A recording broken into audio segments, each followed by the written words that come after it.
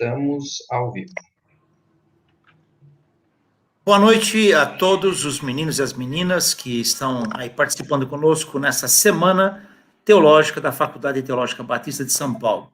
Essa semana é importante para nós porque é um momento em que nós trazemos pessoas especiais e especializadas em temas que apresentam para nós um momento de reflexão, especialmente em temas do dia a dia. Na área ministerial, nós precisamos estar sempre atualizados para podermos saber como podemos encontrar respostas bíblicas e teológicas para o nosso povo. Então, nessa semana, nós aproveitamos para trazer diversos temas. E para nós é uma alegria muito grande estar com você aqui. E amanhã teremos, até quinta-feira, teremos outras participações. E eu passo agora para o nosso coordenador acadêmico, o professor Lucas Merlo Nascimento, que vai apresentar nosso especialista de hoje, amigo pessoal, Carlos Alberto Bezerra, a quem nós temos uma amizade, sei lá, acho que de muitas décadas aí. E tem sido muito legal conhecê-lo, ver o que ele tem feito no trabalho também de apoio, de aporte à igreja, a busca de respostas e no seu trabalho também na área pública. Carlos, seja bem-vindo, Deus abençoe você. Lucas, agora é contigo. Obrigado. Boa noite a todos. Abraço. Obrigado. Boa noite a todos e a todas que nos ouvem, no nosso primeiro dia aqui da nossa Semana de Estudos Teológicos. Nesse ano, o nosso tema é Teologia que se faz pública, fé que se faz cidadã. Temos 4 palestrantes durante essa semana, de segunda a quinta, a partir das 19h30, aqui pelo nosso canal do YouTube. Então, os alunos, né, do Bacharelado em Teologia, alunos da pós, convidados, interessados. Espero que seja uma semana bem interessante, uma semana de reflexão. Nós começamos, né, a nossa semana de estudos teológicos com a presença do Carlos Bezerra Júnior. Carlos Bezerra Júnior é médico, pastor, ativista social, ex-secretário de Esportes de São Paulo e também autor do livro Fé Cidadã, Quando a Espiritualidade e a Política se Encontram, publicado pela editora Mundo Cristão. Então, sem mais delongas, eu passo a palavra pelo Carlos Bezerra, eu vou deixar ele aqui na tela junto com a projeção, e ao final da exposição, quem tiver alguma pergunta, quem quiser fazer alguma colocação, pode usar o chat do YouTube e a gente vai acompanhando por aqui. Carlos, o tempo é teu, obrigado pela sua presença, obrigado por ter aceito o convite da Teológica e fique à vontade, mais uma vez, obrigado. Obrigado, Lucas, obrigado pelo convite. Eu queria mais uma vez agradecer a você e agradecer ao professor Lourenço. Como ele bem colocou, é um amigo já de 2 décadas, pelo menos. Mas professor Lourenço, para mim, é mais que um amigo. É um conselheiro, é um mentor, é alguém que eu sempre ouço. Aliás, em vários temas em que tive que me posicionar publicamente, eu viro e mexo, dou uma cutucada nele. Escuta, o que você escreveu? O que você anda pensando e tal? Lourenço sempre tem uma boa palavra. Eu o vejo como um homem equilibrado, sensato e extremamente capacitado. Então, queria também fazer esse registro e dizer da honra de poder mais uma vez estar na Teológica. Eu me lembro que no meu primeiro mandato, de 2000 a 2004, eu fiz o meu primeiro debate na Teológica, olha só. E já se vão aí 2 décadas de vida pública e graças ao bom Deus parece que a gente segue no mesmo caminho, buscando sempre a mesma coerência, afinação e sintonia entre aquilo que a gente fala e a maneira com a qual a gente expressa os valores do reino na vida pública. Então, obrigado. E, enfim, alegria encontrar todo mundo que está aqui com a gente nesse momento. Eu queria, então, fazer a minha exposição. O desafio que foi proposto para mim de falar com vocês aqui sobre fé cidadã. Eu escrevi recentemente um livro, foi publicado pela Mundo Cristão, como o Lucas mencionou, que é esse livro aqui, que é o Fé Cidadã. As ideias que eu vou partilhar aqui, muitas delas aqui estão, claro, com digressões maiores, né, mais aprofundadas, mas é um livro que fala sobre o encontro da espiritualidade e da política. E toco em alguns aspectos teóricos, alguns conceitos teológicos, e também coloco a expressão mais prática dessas 2 décadas de vida pública sobre como esses conceitos se manifestam na praxis de um cristão na vida pública, na política. E eu queria me deter nessa minha apresentação breve aqui, eu queria me deter mais sobre aspectos práticos. Vou pincelar um ou outro conceito, mas eu queria me deter sobre aspectos práticos. Com um enfoque ainda mais direcionado a valores, a frutos que são expressões da presença evangélica na vida pública. Resultados de uma ação evangélica, de uma ação confessional evangélica na vida pública, na política. E aí eu queria me deter sobre 4 aspectos fundantes aí daquilo que eu acredito, contando a minha história para vocês, como é que eu descobri minha vocação pública e depois contando para vocês como é que essa vocação pública se expressa de maneira muito prática nos 5 mandatos que eu tive no Legislativo, 3 como vereador, 2 como deputado estadual e agora, e também no Executivo, nesse último ano, como secretário municipal de esportes. Então, queria falar para vocês, me ajuda, Lucas, você passa para mim o primeiro, por favor? E eu queria levantar aqui o primeiro aspecto, que é a vocação. Essa é uma foto antiga que eu trouxe, achei essa foto outro dia, fiquei tão feliz. Essa foto é da primeira cirurgia, da primeira equipe cirúrgica que a gente montou quando eu ainda estudante de medicina, eu tinha aí 17, 18 anos, e a nossa paciente, à época a gente operava os animais, a nossa primeira paciente com carinho enorme, que está ali deitadinha, a Kika, nossa cadelinha, que havia passado a primeira cirurgia. E eu trouxe essa foto, essa imagem, porque é no momento em que eu estou na universidade, que eu descubro a minha vocação e descubro a importância da expressão da vocação através e com valores do reino de Deus. Passa para mim o próximo, Lucas, por favor. Eu não consigo ver ali na tela, deixa eu pegar a minha aqui. Mas o que eu queria falar sobre vocação? Com relação à minha vocação, tem algumas coisas que eu destacaria. Eu sou filho de um casal de pastores, eu também sou da equipe pastoral da Comunidade da Graça, aqui em São Paulo, na zona leste de São Paulo, que é uma igreja pentecostal. E eu costumo dizer que eu aprendi sobre questões sociais, eu aprendi sobre manifestações práticas de fé dentro da minha própria casa. Os meus pais, como estava dizendo a vocês, um casal de pastores, que, entre tantas coisas, uma coisa que marcou muito a nós, filhos, como diz o meu pai, filhos naturais, que foi a chegada dos filhos sobrenaturais. Eu sou de uma família onde nós somos 3 filhos naturais e os meus pais adotaram outros 4 filhos sobrenaturais. E dentro de casa a gente sempre discutiu muito, falou muito sobre esse cuidado com o outro, sobre esse cuidado, sobre essa fé que se manifesta de maneira prática, sobre esse jejum prático de Isaías 58, sobre o verdadeiro jejum, que é o cuidado com o outro, é cobrir o nu, é acolher aquele que passa fome, que é encontrar a criança que enfim, desprotegida, né? E dentro de casa experimentei isso. Com o passar dos anos, eu me converti aos 11 anos de idade, tomei a minha decisão por Cristo, e naquela noite em que eu me converti, lá na minha comunidade de fé, pregava naquela noite um grupo de médicos missionários do navio Doulos, que é um navio que percorre o mundo até hoje em missões evangelístico-humanitárias. E naquela noite eu muito mexido com aquilo tudo que estava acontecendo, fiz uma oração dupla. Entreguei minha vida a Deus e a seguir disse a Deus que eu gostaria muito de ser como um daqueles que ali estavam naquela noite. Gostaria muito de ser um médico missionário. E vocês, como eu, sabem que oração é uma coisa perigosíssima, né, gente? Porque Deus responde. Quanto mais oração de criança. E aquela minha oração seria respondida anos depois quando eu cheguei à universidade. Fui fazer medicina, passei no vestibular, e eu orava a Deus, falando: Deus, eu quero muito ser um médico, mas eu não quero ser mais um médico.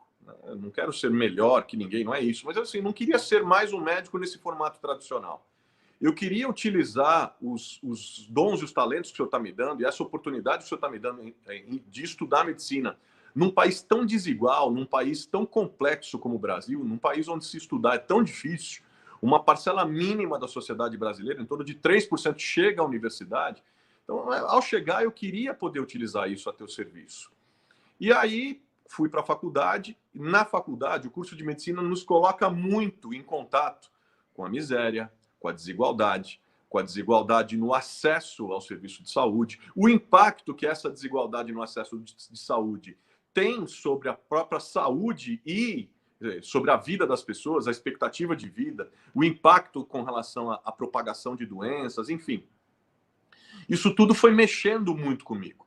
E aí nós começamos a fazer, a gente tinha um grupo de estudos bíblicos, a gente começou a estudar, à época também muito influenciados pela Aliança Bíblica Universitária. Nós tínhamos um grupo de universitários na nossa comunidade, e aí nós começamos a ler a Bíblia e tentando entender o que é que a Bíblia tinha a nos dizer sobre justiça social. E essa mescla entre a leitura bíblica, a presença numa comunidade de fé na Zona Leste de São Paulo, uma região também bastante desigual, o curso, como eu estava dizendo, o curso de medicina, enfim, essas coisas foram se tocando, a própria vivência que eu disse para vocês do meu lar, né? E de uma maneira cada vez mais forte, crescia o desejo de usar minha vocação a serviço das pessoas, principalmente aquelas que viviam realidades sociais de pobreza, para que a gente atuasse na mudança. Naquele grupo aquele grupo que era de 5 estudantes começou a se organizar, nós começamos a nos organizar, aquele grupo iniciou um pequeno projeto social, nós iniciamos uma pequena clínica de atendimento popular, e aí uma escola, e projetos de alfabetização, fomos nos organizando, aquilo se transformou numa fundação, e hoje eu sou mais um voluntário, estou mais à distância, mas hoje é a Fundação Comunidade da Graça, que faz anualmente, só nas suas creches, tem em torno de 2.000 crianças. Tem restaurante popular, programas de promoção social para idosos, crianças, mulheres, enfim, e por aí vai. E aí, e por que eu estou dizendo isso? Porque eu comecei a atuar no trabalho voluntário. Nesse momento da minha vida, eu comecei a atuar no trabalho voluntário, a mobilizar pessoas, a organizar projetos comunitários de saúde e comecei a unir a formação acadêmica. Se quiser passar o próximo, pode passar para mim, Lucas.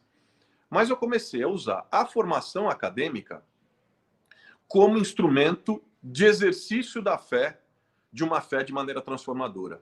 Ou seja, aquilo que eu estava aprendendo na universidade, a maneira de compreender o sistema de saúde, a maneira de compreender as raízes da pobreza e da desigualdade, começou unida a uma leitura bíblica que cada vez mais nos movia ao chão da vida, nos movia na direção do outro, fez com que nós nos organizássemos, como eu estava dizendo a vocês, através do trabalho voluntário. Passe o próximo para mim, por favor.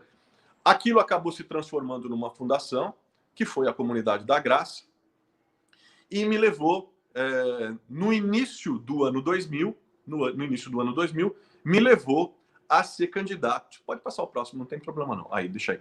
Me levou a ser candidato pela primeira vez aqui em São Paulo, à Câmara Municipal. Eu até então, depois de quase 10 anos de trabalho social, como voluntário, atuando na coordenação de projetos comunitários, eu não imaginava que pudesse vir a ser candidato. A Câmara Municipal passava por uma crise ética muito grande à época, a tal crise da máfia dos fiscais. Havia um clamor por uma renovação política e então as pessoas começaram a dizer: olha, você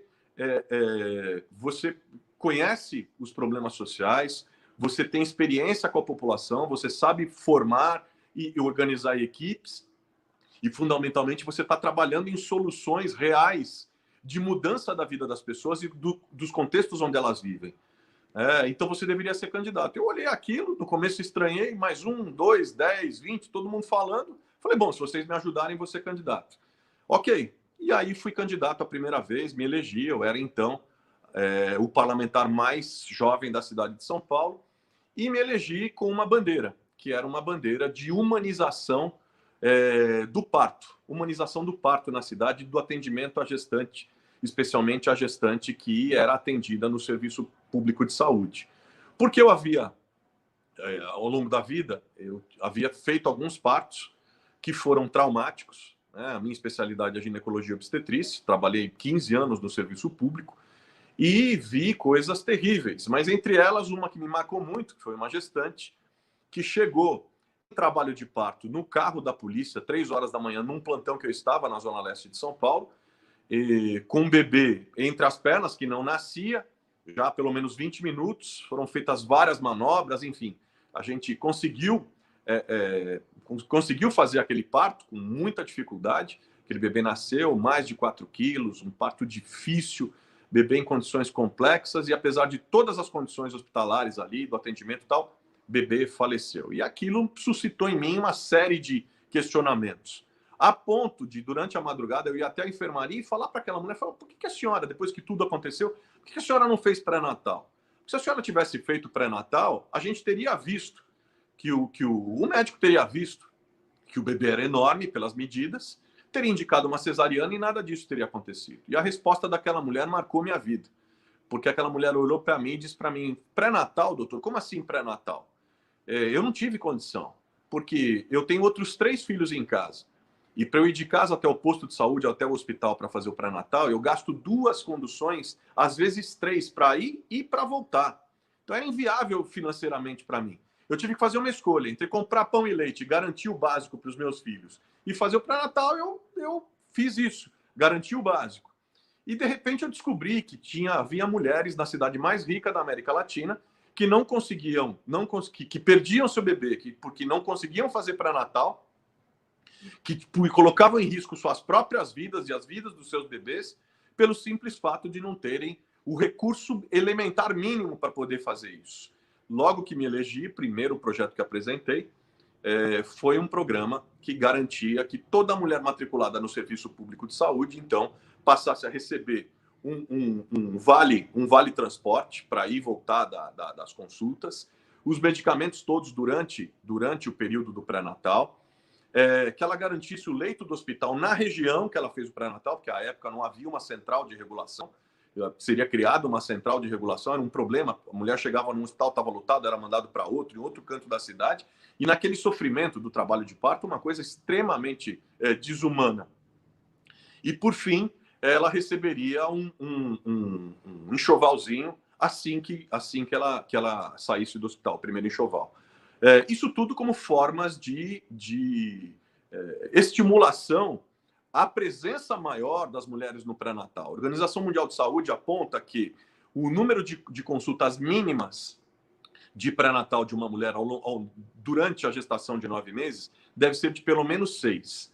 O fato é que, com essa garantia de acesso, com essa melhoria no serviço, com essa amarração com relação às vagas, isso tudo se transformou num programa bastante conhecido hoje, como o Programa Mãe Paulistana, que foi responsável, essas medidas foram responsáveis por uma queda muito significativa na mortalidade materna e na mortalidade infantil na cidade, pela melhoria do acesso ao pré-natal. E por que eu estou dizendo tudo isso? Porque a grande pergunta que se coloca nesse momento, e a discussão que eu faço com vocês aqui nessa noite é: o que é que de fato qualifica um cristão para a política? Essa é uma pergunta que eu ouço regularmente. O que qualifica um cristão para a vida pública?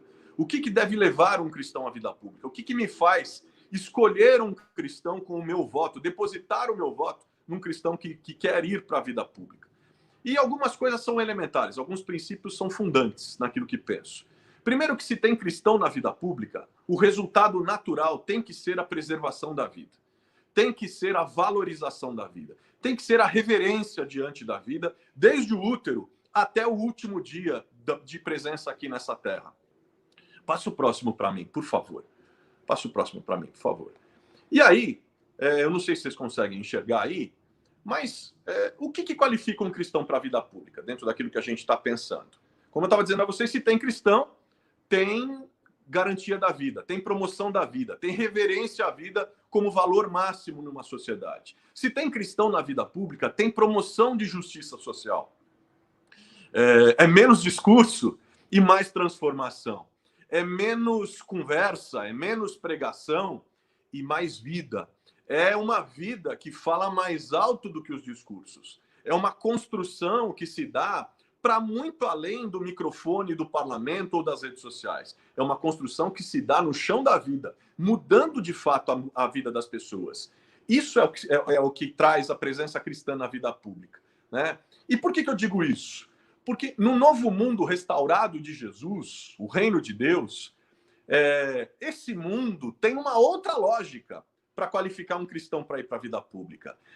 A lógica do reino de Deus é quem quiser ser o primeiro, que seja o último. Quem quiser governar, que comece servindo. É a qualidade, isso é um trecho do meu livro que eu trouxe aqui para vocês, mas é a qualidade e a intensidade com que se dispõe a servir aos mais pobres e à comunidade que qualifica e autentica qualquer pessoa para assumir um cargo público. E aí, um destaque. Outro destaque, que eu diria um destaque que não é positivo. Parcela considerável dos evangélicos eleitos para cargos públicos sequer apresenta histórico de serviços à comunidade ou de envolvimento com demandas e lutas da sociedade civil. O que eu estou querendo dizer em síntese? Quero dizer em síntese o seguinte: o que qualifica um cristão para a vida pública é a folha de serviços que ele tem dentro da comunidade dele. É o quanto ele serve os mais pobres. É o quanto ele trabalha dentro de uma comunidade, dentro da sua comunidade, dentro da sua cidade, dentro da polis, como cristão. É o quanto ele trabalha como agente de mudança. Seja num conselho tutelar, seja num conselho de educação, seja num conselho de saúde, seja na participação comunitária, como líder comunitário, seja como voluntário, enfim. O que forja um cristão, que é crucial para um cristão que deseja, que tem como vocação a vida pública, e Calvino chamava de santa vocação, o que qualifica um cristão para a vida pública é a folha de serviços. Se alguém me perguntar hoje, outro dia um garoto me perguntou, eu terminei uma palestra numa igreja, ele me perguntou e falou assim, eu queria ser candidato, eu penso em ser candidato. Ele devia ter uns 15, 16 anos, eu quero ser candidato. Eu tenho vocação política. Eu falei, puxa vida, que coisa boa. E aí o pai dele veio perto de mim e falou assim, olha, ele já sabe até discursar. Eu falei, é mesmo. E ele começou, ele empolou a voz, ele mudou, até o menino mudou, estufou o peito e começou, porque eu vou defender a família brasileira dos ataques de não sei o quê, e papapá, e papapá, e papapá. Eu comecei a olhar aquilo, eu confesso que eu fiquei até surpreso. Eu falei, gente, o que está acontecendo? E aí eu vi aquele garoto, esperei ele terminar aqueles 2 minutos de discurso dele, que ele subiu até no degrau assim da igreja, para mim, imaginando que eu me impressionaria. E ele, de fato, falava de uma forma bacana. Eu acho que ensaiado demais para o meu gosto, mas, enfim, há gosto para tudo. Mas eu falei para ele... Ele falou, o que você achou? Eu falei para ele, cara, muito sinceramente, isso tem o seu valor. Claro que falar, se comunicar tem o seu valor. Mas o que qualifica um cristão para a vida pública não é o tanto que ele fala. Não é o discurso. Não é a bravata. É a vida. O modelo de Jesus é outro. O modelo de Jesus é quem quiser governar, comece servindo. Se você quer ir para a vida pública, vou te dar alguns conselhos. Primeiro, vai estudar. Conheça a fundo as realidades da sua cidade. Busque na universidade as ferramentas para a interpretação do seu tempo. Como diz o texto bíblico, seja um homem que discerne o seu tempo. Um homem que discerne o seu tempo. Utilize essas ferramentas. Utilize a sua fé como parâmetro de direção na vida pública. E ao utilizar a sua fé, procure uma ação em sintonia com as Escrituras. Ele falou, mas eu tenho, olha aí o que eu estou falando. Eu falei, não, você não está entendendo. A sua Bíblia, que é igual à minha, é um livro que tem mais de 2.000 versículos falando sobre um quarteto. Que o reverendo Tim Keller, que é uma das minhas principais referências, gosto demais, aliás, o livro dele, Justiça Generosa, foi um livro que me influenciou muito, eu o cito, inclusive, como bibliografia no meu livro, mas ele chama esse quarteto de quarteto da vulnerabilidade, que é o pobre, o órfão, a viúva e o necessitado. E se você, de fato, é um cristão que quer atuar na vida pública em sintonia com as Escrituras, atue na direção daquilo que a Bíblia fala. A Bíblia tem mais de 2.000 versículos falando sobre proteção, sobre garantia de direitos, sobre igualdade, com relação e um olhar especial, um olhar voltado para essas pessoas. Cristão na vida pública tem que ter esse olhar. Aí ele olhou para mim e falou, Eu falei, Então, estude, uma fé que olha para as Escrituras e que te mobiliza em sintonia com elas. E por último, sirva o máximo que você puder, o maior número de pessoas que você puder, porque é servindo que você vai se encontrar com a sua vocação. E o que dá autoridade a um cristão para governar, o que dá autoridade a um cristão para ocupar espaços de governo é o serviço. É o serviço que te leva a isso. Mas, vamos em frente. Eu não quero ficar estava falando para vocês, passo próximo para mim, por favor. Eu não quero aqui ficar falando para vocês de teoria. E como é que isso se dá na prática, Bezerra? Como é que você fez isso ao longo dos mandatos que você exerceu? Eu até pensei nessa noite, falei, puxa vida, eu vou falar com eles, falo com eles, dou um apanhado geral dos mandatos, falo da última experiência do Executivo, na Secretaria de Esportes, que foi sempre a mesma lógica. Eu falei, eu vou fazer um apanhado dos mandatos e depois no debate mais direto a gente pode até falar como é que isso também se aplicou a uma secretaria, a um espaço no Executivo, na Secretaria de Esportes aqui em São Paulo. Mas eu estava falando para vocês do Quarteto da Vulnerabilidade. Meus mandatos sempre tiveram um texto como diretriz. O texto de Provérbios 31, capítulo 8. Abre a tua boca em favor daqueles que não podem falar. Defenda o direito daqueles que não podem se defender. Meus mandatos sempre foram mandatos voltados para aqueles que não têm voz e vez na nossa sociedade, e para os quais a Bíblia tem um olhar absolutamente diferenciado. O que não quer dizer que eu não trabalhe outros temas como sustentabilidade, como educação, como empreendedorismo, como promoção de emprego e renda, série de outros, o próprio esporte, saúde. Mas eu queria, nesse espaço aqui, fazer esse recorte. O recorte da diretriz de mandato, que eu creio que é um recorte pedagógico para qualquer pessoa que queira entender de maneira didática como se dá a participação de um cristão na política. Porque, ao longo de muitas décadas, se acreditou que a ação dos cristãos deveria se dar no modelo do despachante de luxo de denominação. Ou seja, aquele tipo de político que era amigo da denominação, que conseguiu o ônibus por final de semana, que descolava a telha para a igreja que estava precisando lá nas áreas mais distantes, que quebrava o galho do irmão aqui e ali. Era o despachante denominacional, né? Alguém a serviço, despachante de luxo de denominação. Alguém a serviço da denominação. Eu não estou dizendo que não se possa, com interesses republicanos, não se possa atuar em parceria com a denominação, com as igrejas. Eu, inclusive, faço isso de maneira muito clara.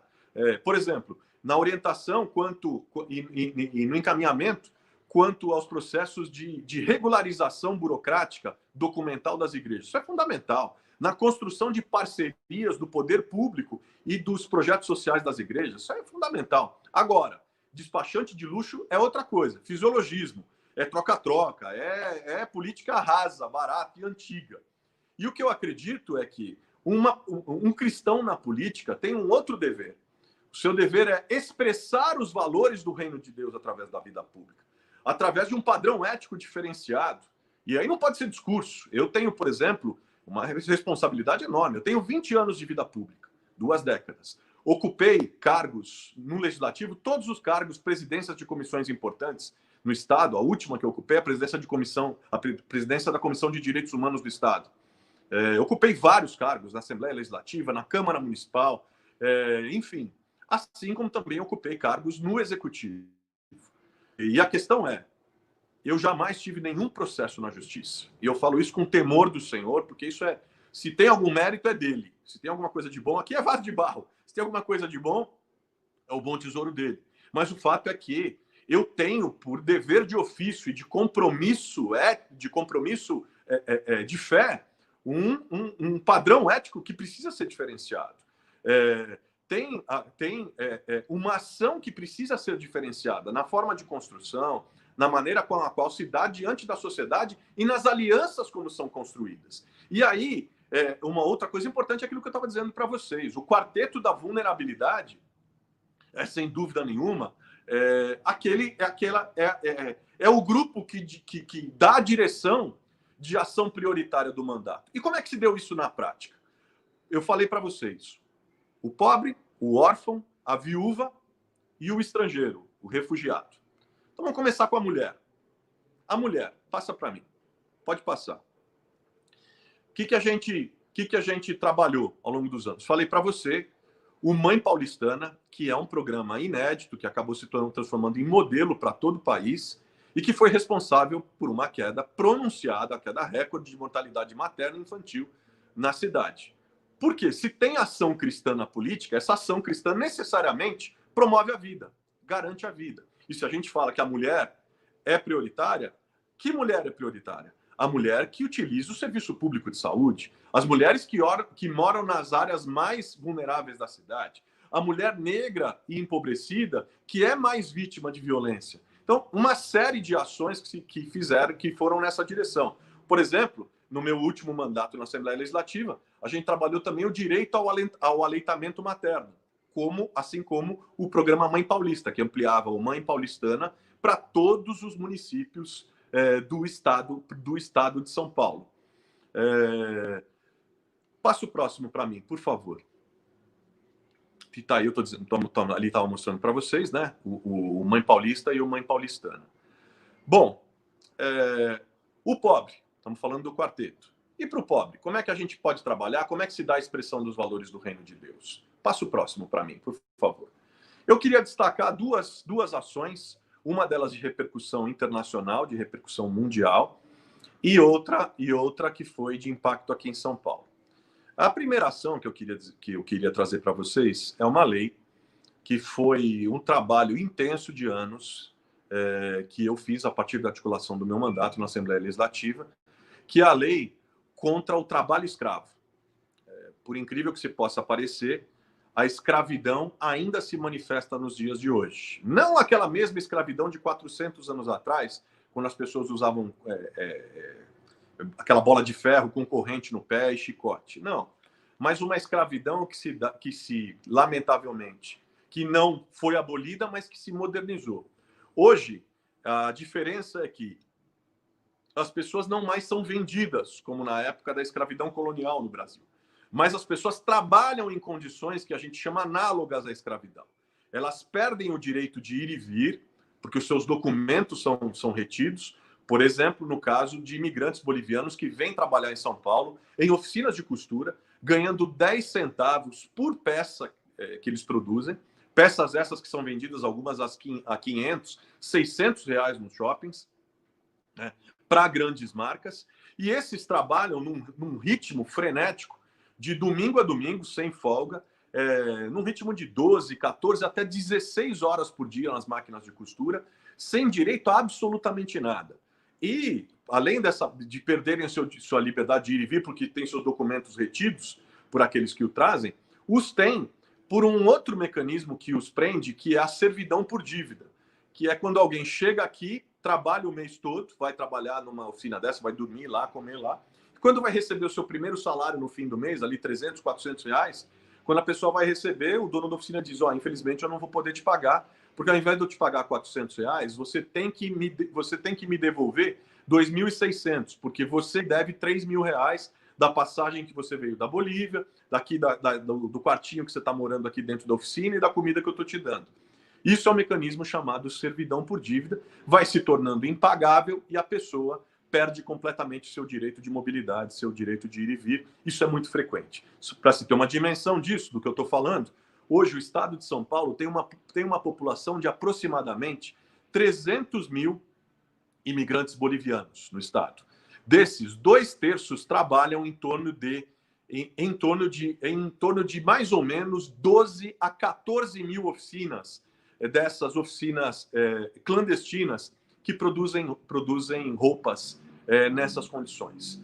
E trabalham em condições análogas à escravidão. Há também em São Paulo, que a escravidão urbana, o trabalho escravo de característica urbana, se concentra na atividade têxtil e na atividade da construção civil.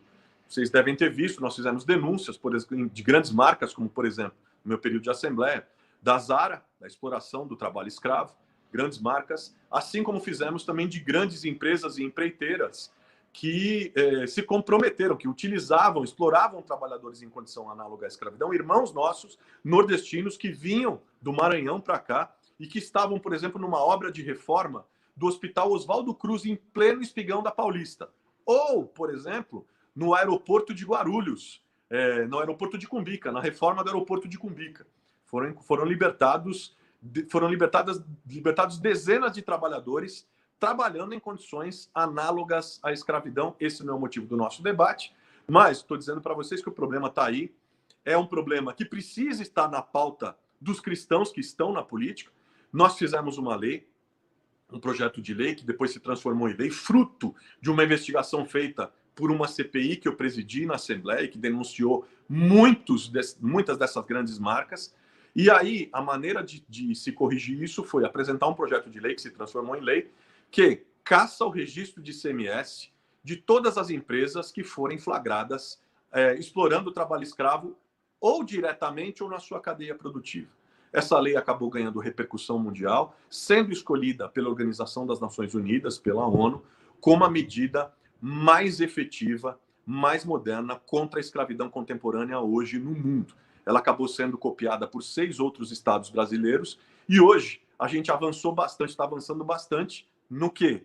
Na proteção da vida, na garantia dos direitos elementares desses trabalhadores e das pessoas que se encontram em condição de vulnerabilidade para esse tipo de atividade, para esse tipo de trabalho. Então, se a gente está falando de, vamos lembrar um pouco, cristãos na vida pública, que expressam os valores do reino de Deus através da sua ética e através da sua agenda de proposições, está aí a mulher, mãe paulistana, está aí o pobre, a gente está falando esse de repercussão mundial, que foi a questão do trabalho escravo. Tem também, passa o próximo para mim também, tem também a lei que criou, desculpa, pode deixar aí, a lei que criou todas as diretrizes para a população em situação de rua no estado de São Paulo. Desde a abordagem que precisa ser modificada, a abordagem de agentes de segurança pública com relação à população em situação de rua, até o acesso aos serviços de saúde, a humanização dos abrigos e por aí vai. São Paulo, até 2 anos atrás, não tinha nenhum corpo de diretrizes, não tinha nenhuma lei que organizasse isso, e por causa da nossa ação parlamentar, isso acabou acontecendo e hoje está em funcionamento, está sendo aplicado gradativamente. Vocês sabem que também é uma luta que é contínua, é uma luta primeiro para você apresentar o projeto, depois para você aprovar e depois para ele ser executado. E depois para ele ser executado em sua plenitude. Então nós estamos na fase em que ele começou a ser executado e a gente está cobrando para que seja executado em sua plenitude. Falamos da mulher e do pobre. Vamos falar de crianças e adolescentes. Passa o próximo para mim.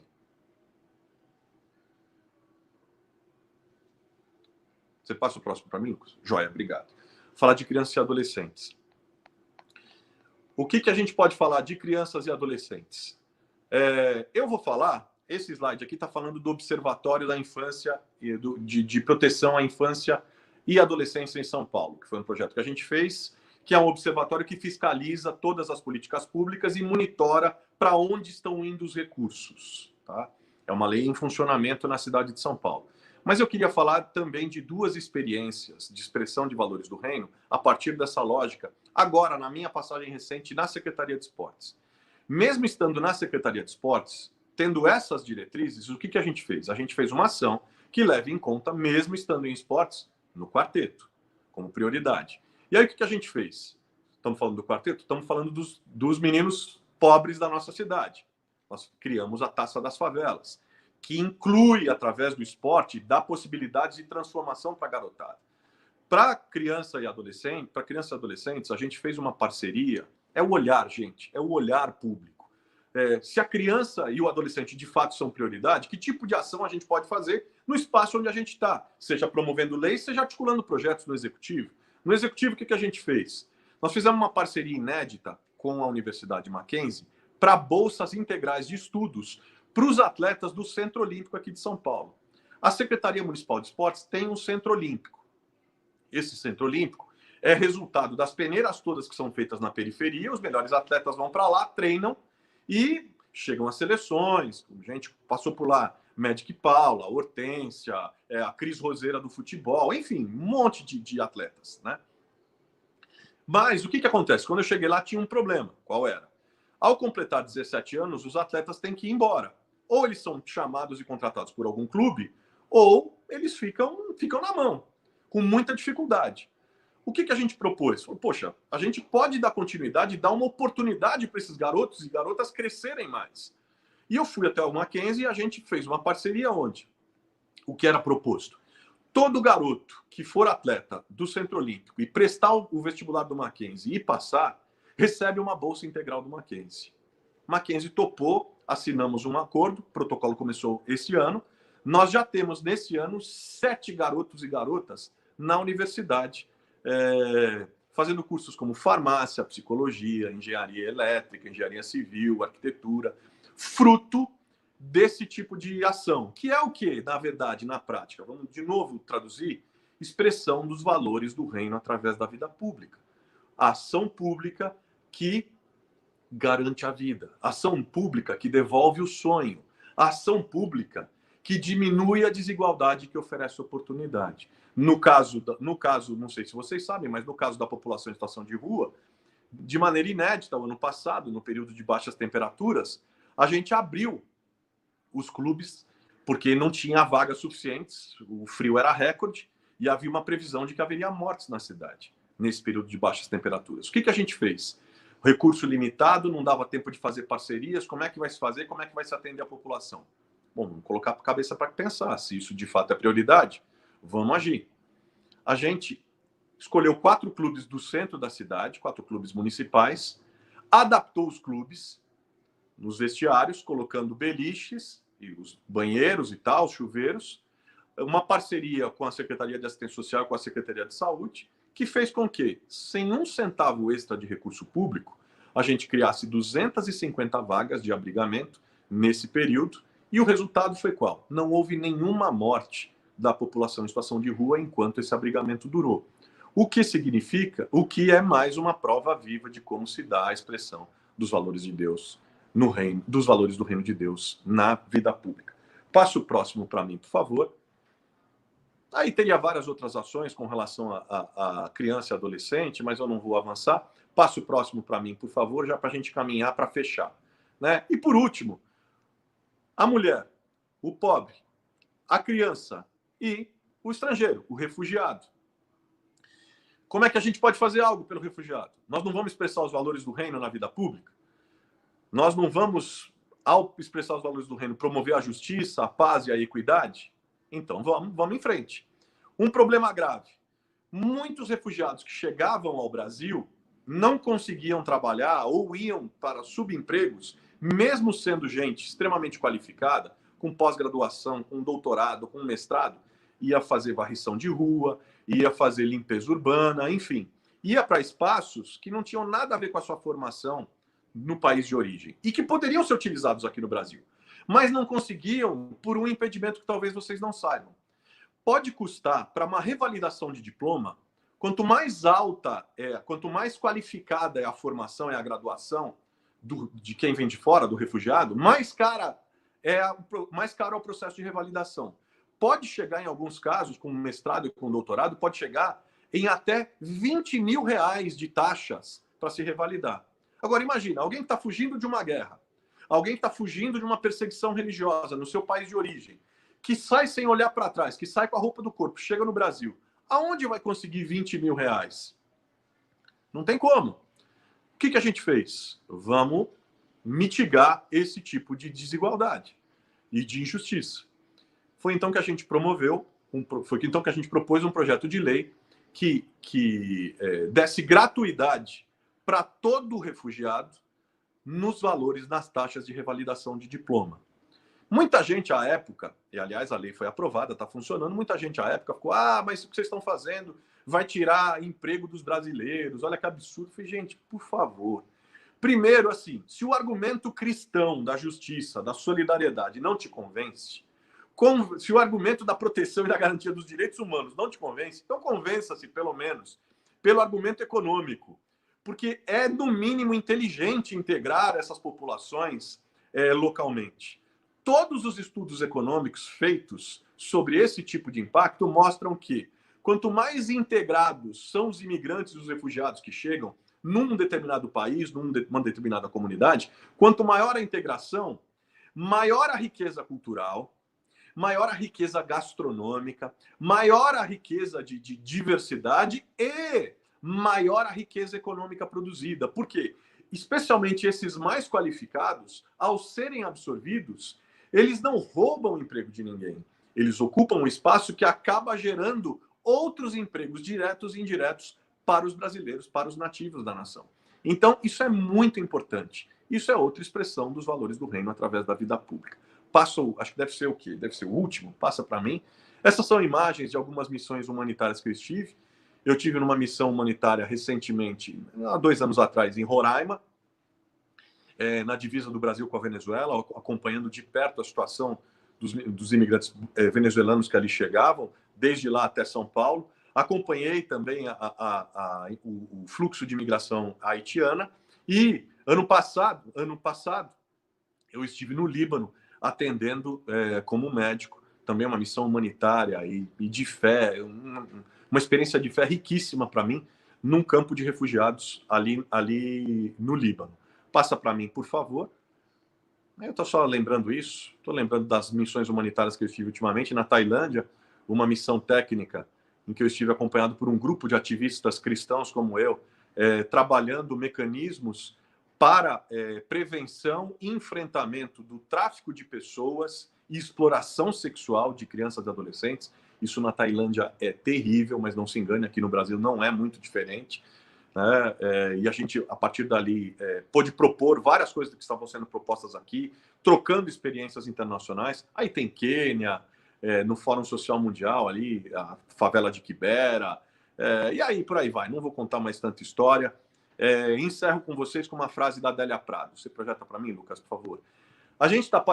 Nós estamos padecendo no mundo de deficiência real de atenção. Exista para as pessoas, conviva com elas com toda a sua verdade. Ser sermão ou discurso, mas com carinho e toque.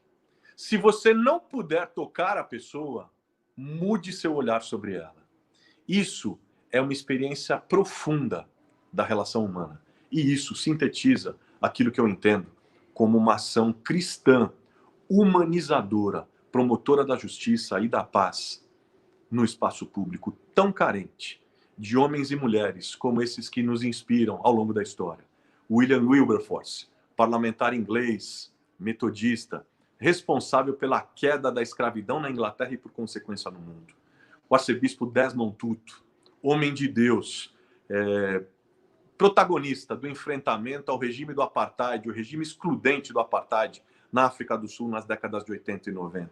O reverendo Martin Luther King Jr., grande homem de Deus. O que seria da luta contra o racismo hoje no mundo sem a presença do reverendo Martin Luther King, sem sua leitura bíblica e sem os irmãos e irmãs como a Rosa Parks, como a nossa irmã Rosa Parks, que enfrentaram aquele regime e que resistiram. E como não falar do reverendo Dietrich Bonhoeffer, martirizado pelo regime nazista alemão, o qual ele enfrentava como mártir da resistência que foi. Enfim, cristãos na vida pública são aqueles que expressam os valores do reino de Deus através da sua pauta, através das suas ações e através da sua ética. Que Deus nos ajude a sermos sal e luz num Brasil com tanta escuridão e tão insosso como esse que a gente vive. Deus nos ajude, nos guarde e nos dê força. Maravilha. Obrigado, Carlos, pela disposição, pelo seu tempo, pelos exemplos, né? É sempre bom a gente ouvir e ver essas questões práticas acontecendo e acontecendo a partir de um pensamento cristão, a partir da expressão da fé, né? Surgiram várias perguntas interessantes aqui, eu vou tentar sintetizar, né? A gente tem aí uns 30 minutinhos para conversar um pouquinho.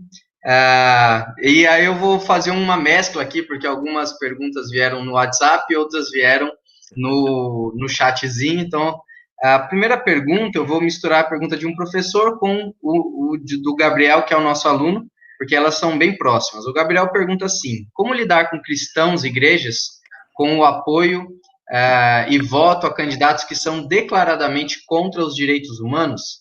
E emendando a pergunta do professor André, na era da desinformação, fake news e ideologização de todos os temas, como responder ao cristão que acha que cuidar do pobre, do órfão, da viúva, do oprimido é coisa de comunista? Me parece que há no imaginário de grande parte dos evangélicos brasileiros um tipo de ideologização em que se preocupar com questões relativas à justiça social, ecologia, direitos humanos, direitos de minorias, racismo, etc., não seria coisa de evangélico, e quase soaria como algo secular.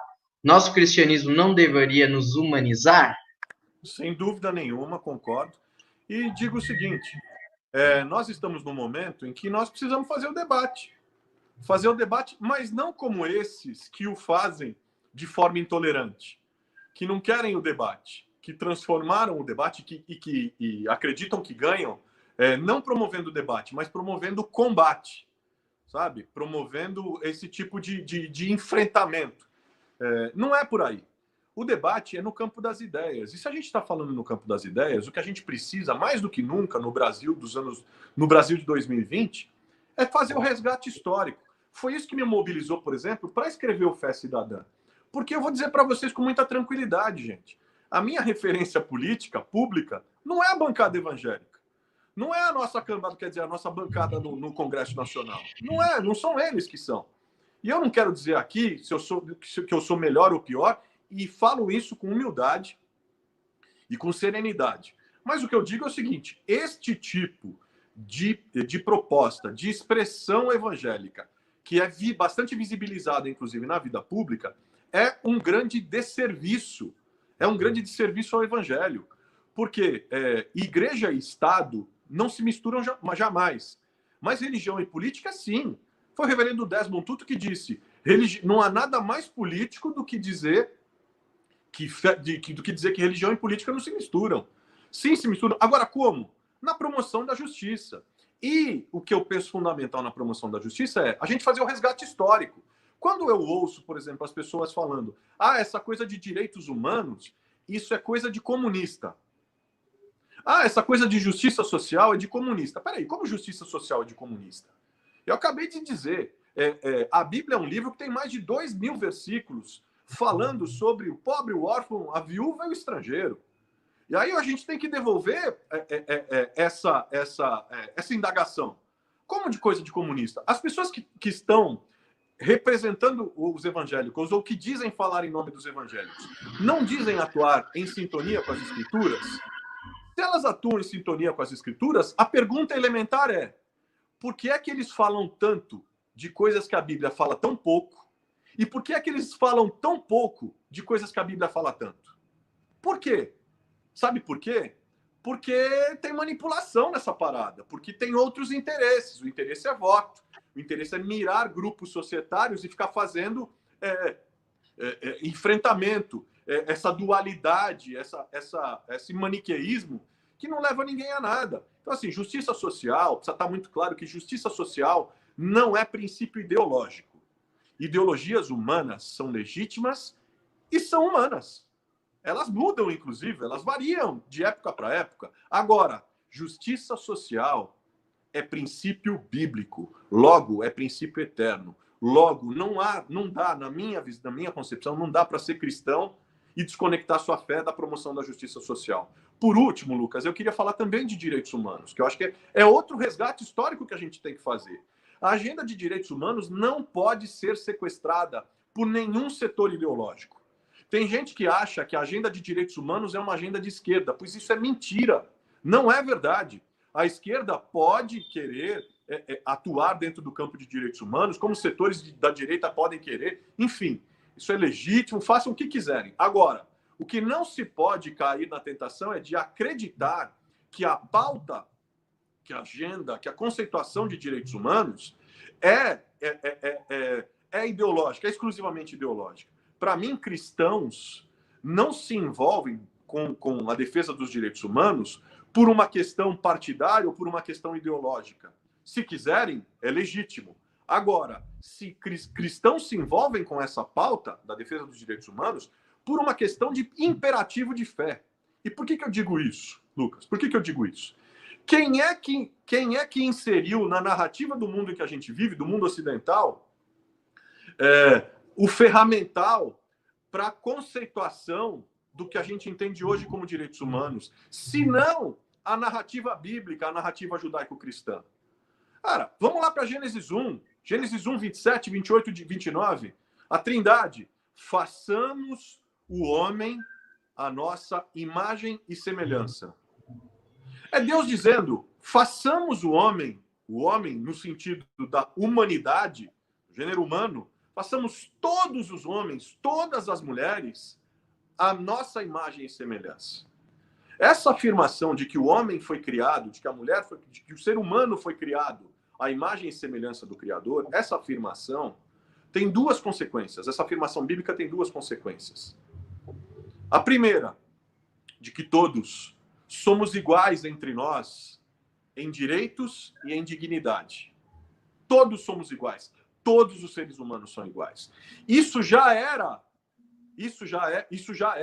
é absolutamente revolucionário hoje. Imagina o que era essa narrativa na antiguidade, no contexto da Bíblia. Na antiguidade, onde povos se achavam superiores a outros povos. Né? Coisa que existe ainda hoje, né? A tal xenofobia e tal. Então, as consequências, todos somos iguais em valor e direito. Segundo, se temos a imagem de Deus, a vida humana é sagrada. Logo, se a vida humana é sagrada, toda forma de opressão, de agressão, de violência, de exclusão dessa vida humana é uma afronta direta ao Criador. Logo, ser cristão é, por imperativo de fé, abraçar as questões ligadas aos direitos humanos, aos direitos civis e à proteção da vida humana. Porque a vida humana, se é sagrada, mais do que protegida, ela deve ser reverenciada. É nisso que eu acredito. E essas coisas a gente precisa retomar. É importante lembrar que a Bíblia é um dos livros que inspira a conceituação de direitos humanos da Carta Universal, do documento da Carta Universal dos Direitos do Homem, documento fundante da Organização das Nações Unidas, e que cria os conceitos de direitos humanos. A Bíblia é um dos documentos fundantes disso. Então nós precisamos ter clareza desse negócio e fazer esse enfrentamento de narrativas. Toda vez que alguém quiser se apropriar da agenda de direitos humanos, dizer o seguinte: não, senhores, essa é uma agenda minha prioritária por uma questão de fé. Eu me envolvo com ela por uma questão de compreensão de fé. A fé cristã é uma fé que nos move nessa direção, na direção da promoção da justiça e da garantia do direito. Legal. Uma pergunta, bem no comecinho da sua fala, você comentou um pouquinho sobre o que qualifica o cristão para a vida pública, para a política. O Reinaldo, pastor Reinaldo, um amigo que nós temos em comum, ele pergunta, grande Juninho, ele pergunta, o que desqualifica o cristão para a política? Boa pergunta. Essa é uma pergunta bem interessante. É o inverso. O que desqualifica? O que desqualifica, na minha opinião, se o que qualifica é serviço, o que desqualifica é não ter serviço. Tem gente que vota em representantes que têm identidade de fé, e eu acho isso absolutamente legítimo, porque as pessoas votam em pessoas que as representam, que representam sua forma de pensamento, representam seus valores, representam sua cosmovisão, enfim, que as representam. Agora, tem gente que vota em pessoas para a vida pública como se estivesse votando no professor de escola dominical, como se estivesse escolhendo o pastor da sua própria igreja. E isso não faz sentido. Por quê? Olha, mas essa pessoa tem muito conhecimento bíblico, logo ela vai me representar bem. Essa pessoa prega muito bem, logo ela vai me representar bem no parlamento. Ou então, olha, esse cantor, essa cantora gospel são incríveis. Eles podem me representar bem no parlamento, porque eles cantam bem, têm popularidade. Não, peraí. Primeiro, popularidade não é sinônimo de liderança.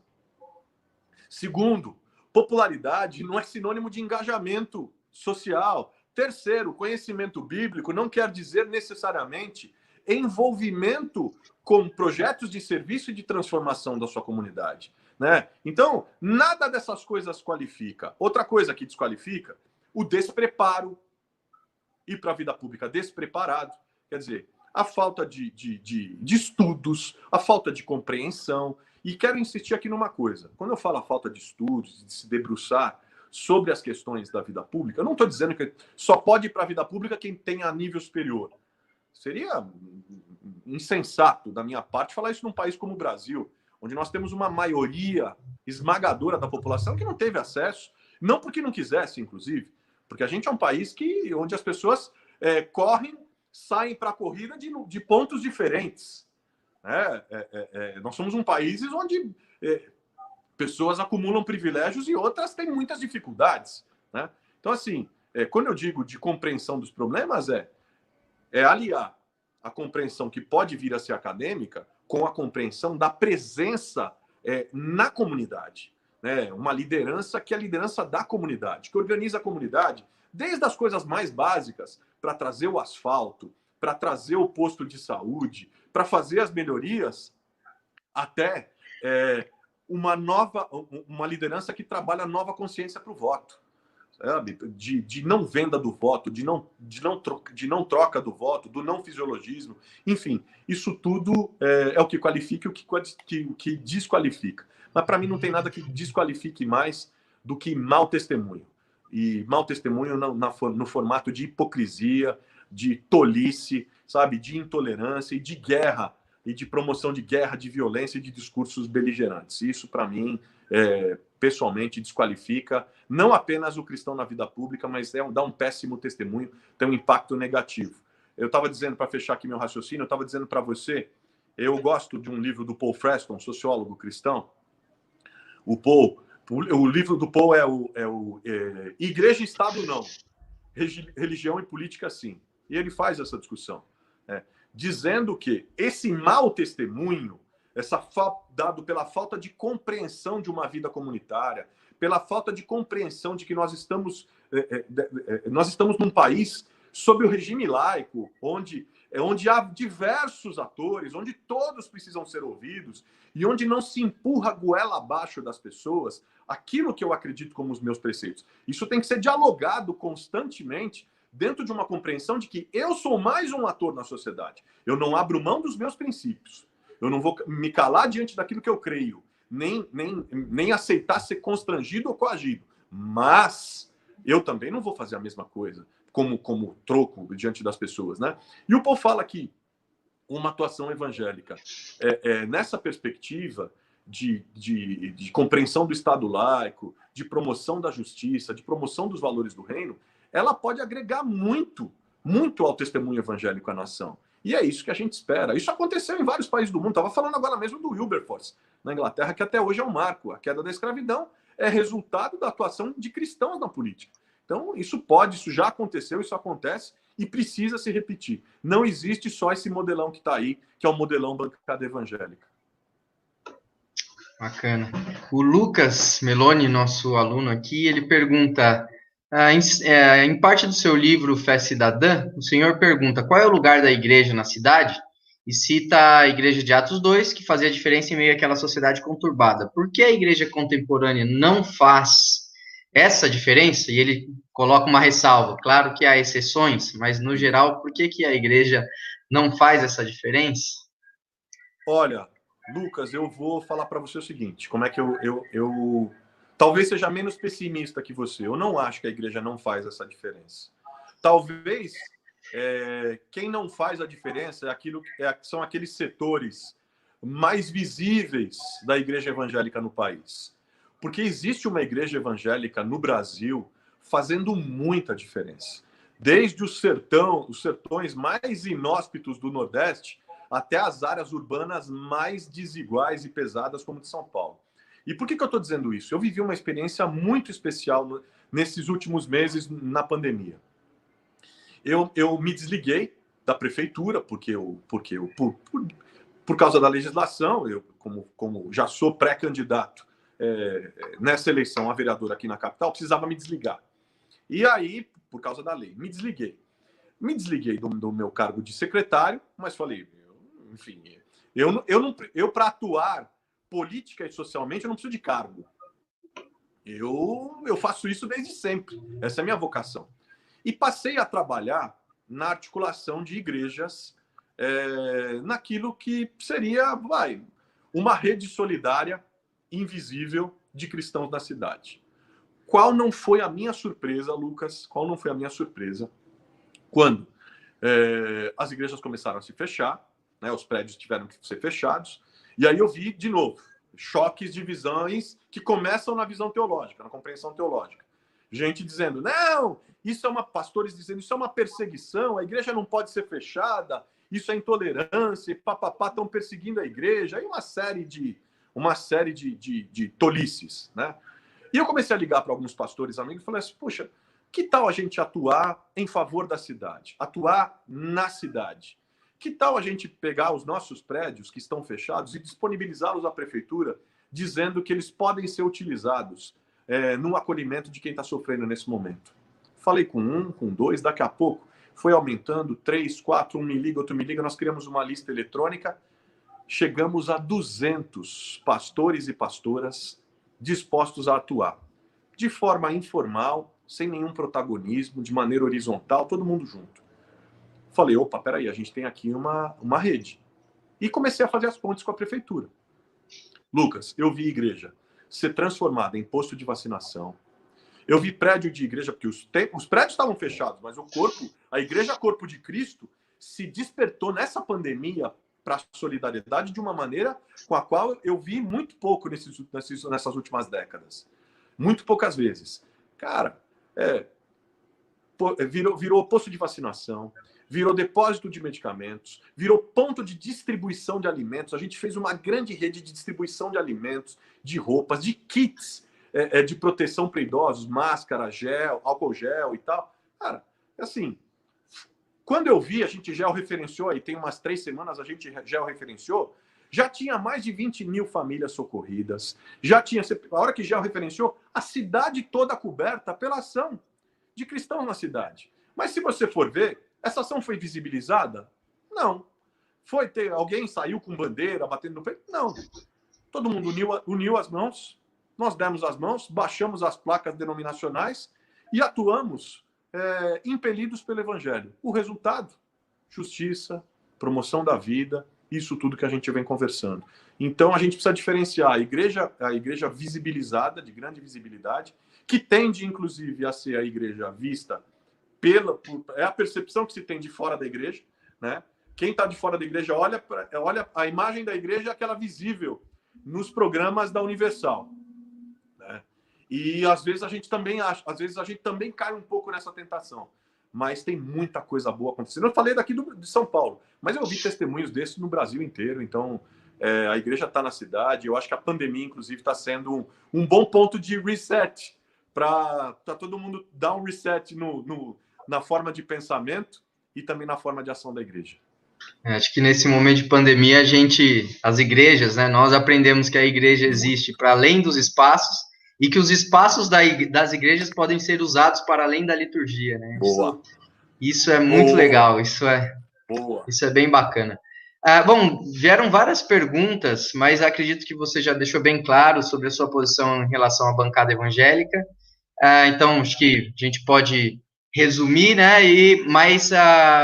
No livro eu exploro mais isso, tá? Quem tem curiosidade. Gente, o livro é super fácil. Eu não faço merchan de livro, não. É que como a gente está nesse debate, como está no debate, eu estou falando do livro, porque assim, às vezes o que a gente está falando aqui não tem a amplitude, às vezes não tem a amplitude daquilo que você escreve, né? Quando você escreve, você se debruça, você leva meses, é um processo mais longo, que demanda estudo, pesquisa, aporte, equipe, enfim, que te faz, inclusive, eu vivi uma experiência, né? Eu nunca tinha escrito um livro. E aí eu tinha uma frase do Jorge Luis Borges, lá do argentino, escritor, que eu nunca entendia, porque ele falava o seguinte: eu não escrevo livros, mais do que escrevê-los, eu me livro deles, né? Porque ele falou que enquanto o livro está na mão, cara, enquanto ele está na sua mão, não está tão bom, tem mais um negócio que tem que pôr. Aí você olha no outro dia, não tá, tem que mudar, mas não sei o quê, cara. Assim, chega uma hora que assim, ou você se livra ou você publica para se livrar dele, ou você vai conviver com ele pro resto da sua vida. Então, eu publiquei e entendi perfeitamente que eu publiquei para me livrar dele. Tomara que ele possa ser uma bênção e uma inspiração para vocês aí. Tá no Amazon, é super fácil, a linguagem é acessível e tal. E acho que esse debate a gente dá, especialmente da bancada evangélica, dessas coisas todas, ele se aprofunda ali. Maravilha.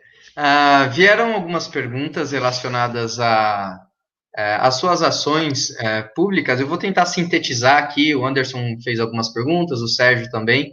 Como você, dos programas que você pôde, né, encabeçar nesses anos de vida pública, uma pergunta bem pessoal, mas eu achei interessante. Qual que te deixa hoje, assim, satisfeito, que você fala, puxa, que legal, né? Esse aqui deu muito certo. E como é que você avalia esses outros projetos, alguns anos já passado, 10, 15 anos de programas, como é que você faz essa análise retrospectiva?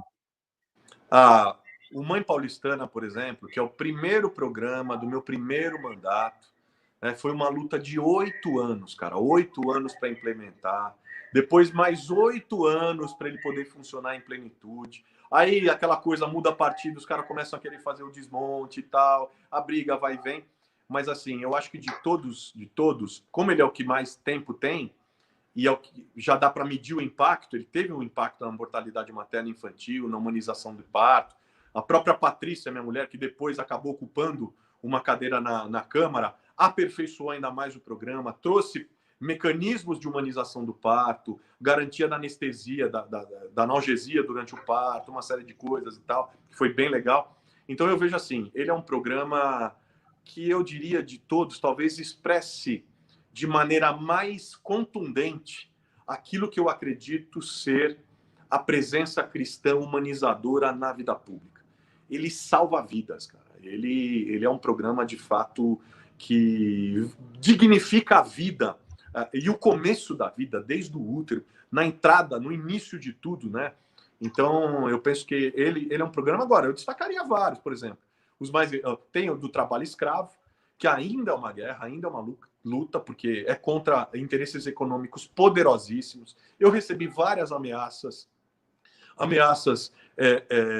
veladas e diretas, tentativas de desmoralização, bombardeios de fake news, por causa desses enfrentamentos com grupos econômicos poderosos, e ela ainda vai indo, tal. Tem uma grande marca nesse momento que terminou de ser julgada, foi condenada, e que eu acredito que não demore muito para ser fechado. É fruto disso, e eu acho que, assim, o grande mérito dessa lei é que ela estabelece um novo padrão civilizatório na produção de roupas, por exemplo, né? Na relação entre patrões e trabalhadores. Não dá para tratar as pessoas dessa forma, né? Os caras falam, mas não tem como eu monitorar. Eu ouvi isso de diretores de grandes multinacionais, grandes marcas, assim, não tem como eu monitorar a qualidade não tem como eu monitorar as condições em que o trabalhador está produzindo as minhas roupas. Eu falei, espera só um minuto. Você tem condições de monitorar as condições estéticas, as condições de qualidade do seu produto, mas não tem condições de avaliar e de monitorar as condições e qualidades de dignidade humana que as pessoas estão produzindo para você, estão trabalhando. Isso é nonsense, né? Então, ela eleva isso. E, mais recentemente, o orgulho da parceria da Taça das Favelas, né?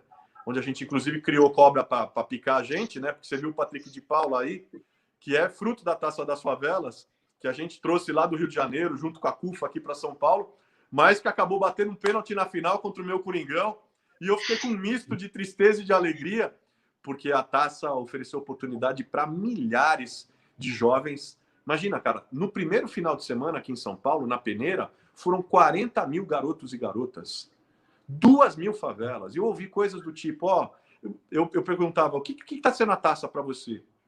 Ouvi de um garoto lá da favela, numa favela do Fundão da Sul, falando para mim assim, eu voltei a ter orgulho da minha quebrada. sabe? Esse resgate de identidade, essa devolução de sonho, esse sentimento de pertencimento que o esporte traz, mas que dá essa perspectiva, que é motivado por essa perspectiva cristã mesmo, de expressão dos valores do reino na vida pública, né? Eu poderia falar vários outros, mas acho que aí estão alguns destaques. Legal. Uma pergunta que chegou no WhatsApp, eu achei também interessante, aproveitando aí o gancho, né, dessa atuação entre a população mais pobre. O que pode ser feito ainda na relação polícia versus pobre, principalmente nas periferias? Você sabe que isso não é fácil. Esse talvez seja dos temas mais delicados, mais controversos daquilo que a gente está falando. Eu atuei, bom, vocês sabem, eu atuei muitos anos como presidente da Comissão de Direitos Humanos na Assembleia, numa relação direta, inclusive, com a Guarda Civil Metropolitana, com a Polícia Militar e com a Polícia Militar, que são, em termos de segurança pública, aqueles órgãos que têm mais contato com a população mais pobre e com a população em situação de rua, que ainda mais tem essa relação. Houve um momento, porque assim, é muito fácil a gente fazer o discurso do confronto. E ele é necessário. Eu não estou dizendo aqui que ele é desnecessário. Mas só o discurso do confronto, só a denúncia, só o dizer o que está acontecendo, tem seu papel, mas, no final das contas, política não se trata só disso. Política se trata da capacidade, da habilidade de se construir concretamente a mudança, né? De enxergar a realidade como ela é, perceber que nós temos um ideal a ser atingido, mas nós temos uma realidade aqui.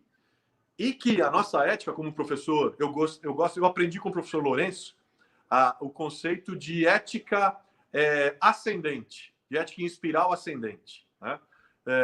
E a gente sabe que a política é exatamente isso.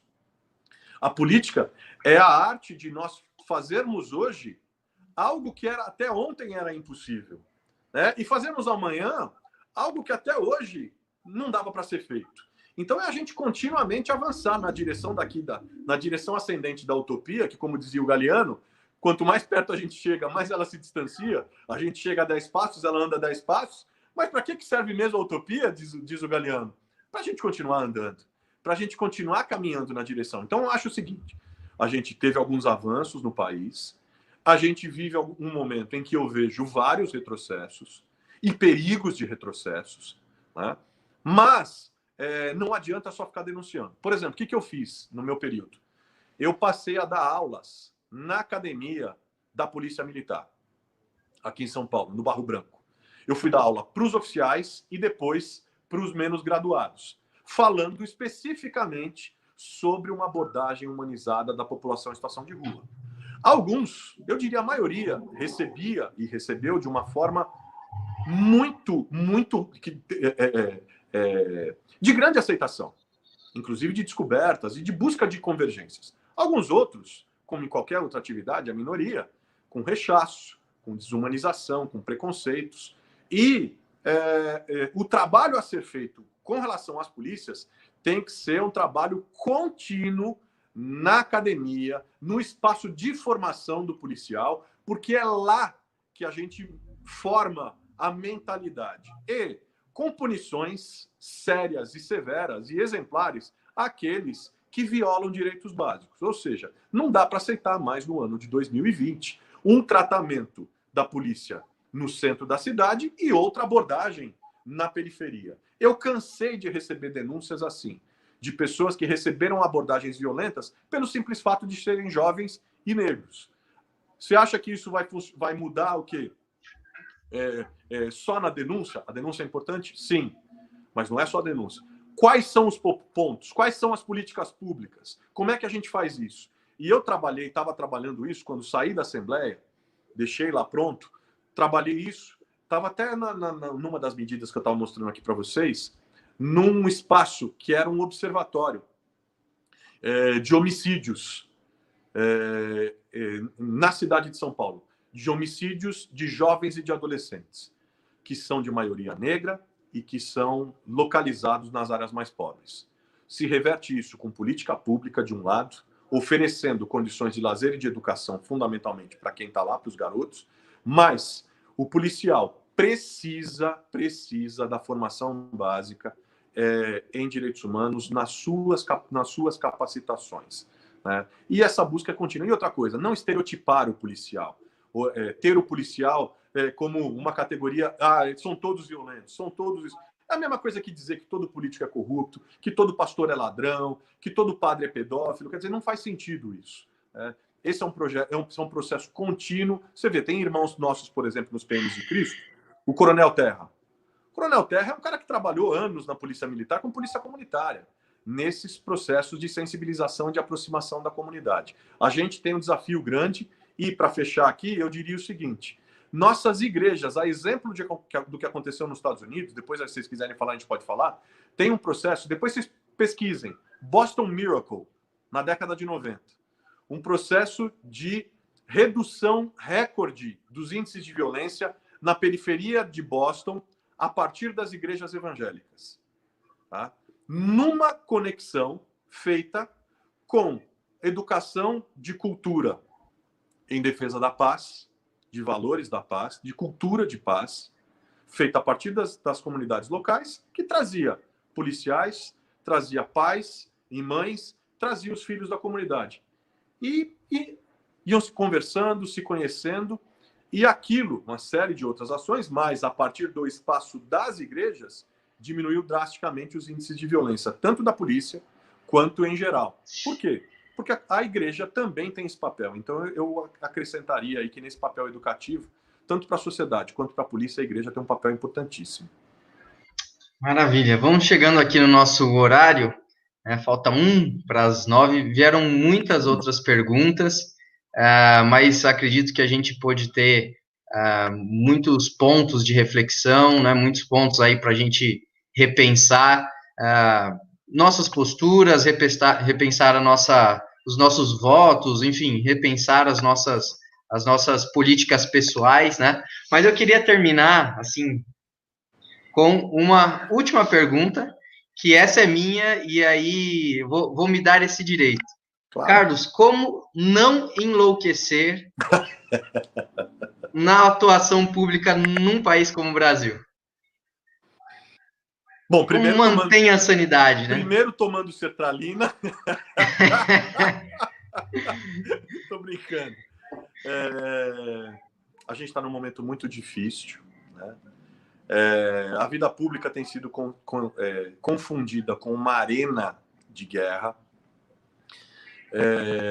Muitos segmentos da chamada Igreja Evangélica Brasileira deixaram de ser segmentos de disseminação de uma cultura de paz, de transformação. Alguns pastores e líderes estão mais apaixonados por líderes políticos e ideologias do que por Jesus. Alguns estão substituindo o projeto redentor do Evangelho e da cruz de Jesus por ideologias humanas, o que para mim é ainda mais enlouquecedor e incompreensível. Inclusive, Lucas, queria dizer o seguinte: se a nossa teologia pública, essa é uma reflexão que eu faço, se a nossa teologia pública, se na nossa teologia pública só cabe um candidato, ou uma ideologia, ou um partido, a gente não tem mais teologia pública. É só política mesmo. É só política partidária ou política ideológica. Porque eu gosto da frase do Chesterton, que, enfim, define um pouco daquilo que eu penso do que é a participação, do que é ser cristão nessa arena pública sem enlouquecer. Sem enlouquecer, enlouquecendo também, porque eu não sei se dá para não enlouquecer. Até porque acho que era o Veríssimo que falava, né? De perto ninguém é normal, né, velho? Aqui pelo vídeo até parece que é normalzinho, mas chegou perto, meu, aí você tem a convicção, não é normal. Mas o Chesterton dizia o seguinte: quando os meus amigos progressistas me chamam de conservador e os meus amigos conservadores me chamam de progressista, esse é um dos principais sinais para mim de que eu estou no centro da vontade de Deus.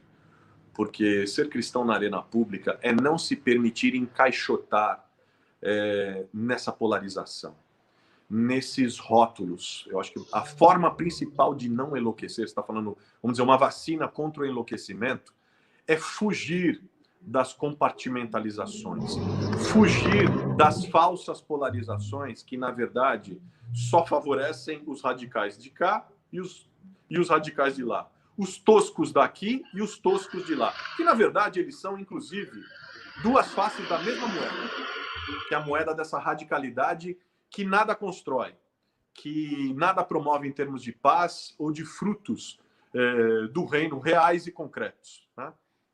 Então, eu penso que as maneiras estão aí. Manter o verdadeiro sentido do evangelho, se manter olhando para os horizontes utópicos que fundaram sua caminhada na vida pública.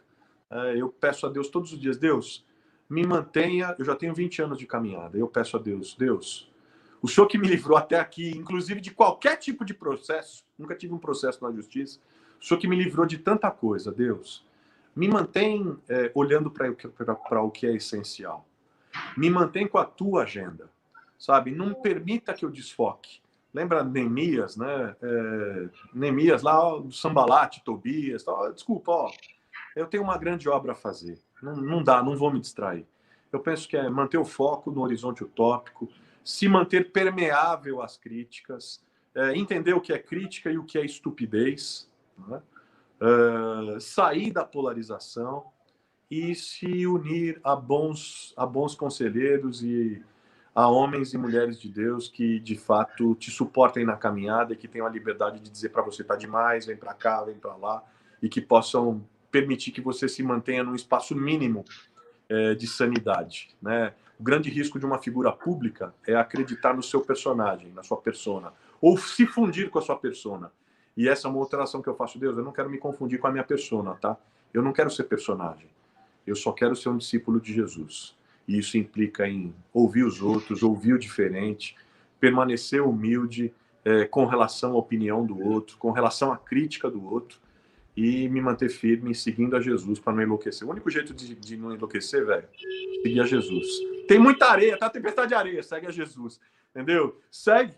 Segue a poeira do rastro das sandálias do mestre. É desse jeito que a gente não enlouquece, inclusive na vida pública. Amém, amém. Carlos, obrigado pelo seu tempo, obrigado pela sua disposição. Um excelente começo, né, para uma semana de estudos teológicos com um tema tão recente, né, tão contemporâneo, tão vivo, e nos últimos anos ficou um pouco mais vivo, né, essa relação da nossa fé com a esfera pública. Agradeço demais, em nome da faculdade, em nome do professor Lourenço, muitos recados aqui, muitas mensagens agradecendo, de alunos, professores e pessoas de fora. Então, muito obrigado pela sua participação, Deus te abençoe aí na sua jornada, e Lucas, é isso. Eu quero te agradecer, te cumprimentar pelo trabalho, cumprimentar pela promoção desse espaço. Esse espaço é fundamental. Em tempos enlouquecedores, nada como um espaço como esse, para a gente arejar, para a gente baixar, sabe? Baixar a guarda, conversar, olhar nos olhos. Parabéns pelo trabalho. Obrigado por me trazer aqui, por, enfim, poder ouvir as minhas heresias sem se escandalizar tanto. Obrigado. Queria deixar aqui meus endereços. Pessoal, quem acompanhou, quem acompanha, quem gosta do tema, Carlos Bezerra JR. Carlos Bezerra JR é o meu perfil no Instagram. E esse mesmo nome está no Facebook, Carlos Bezerra JR. Você também pode achar tanto no YouTube, Carlos Bezerra JR Oficial. Eu tenho lá mais de 100 lives que foram produzidas nesse tempo de pandemia, com vários debates como esse. E tenho também no Spotify, caso as pessoas queiram ouvir, também no Spotify eu tenho muita coisa produzida. Mas eu queria, de fato, agradecer você, a Teológica, ao professor Lourenço e todo mundo que participou aqui, que esteve com a gente. Obrigado de coração, viu, velho? Deus abençoe você, Deus abençoe vocês e conta comigo. Amém. Obrigado pela presença. Pessoal que nos ouve, obrigado também por nos acompanhar, por prestigiar esse início da semana. Tem muita coisa boa ainda nos aguardando até a quinta-feira. Obrigado, então, pelo tempo de vocês. Aos nossos alunos, a gente retoma as aulas agora às 9h15 e amanhã, 7h30, né, no mesmo horário, 19h30, nós continuamos a nossa semana de pesquisas, Semana de Estudos Teológicos. Obrigado a todos, a gente vai ficando por aqui, um abraço.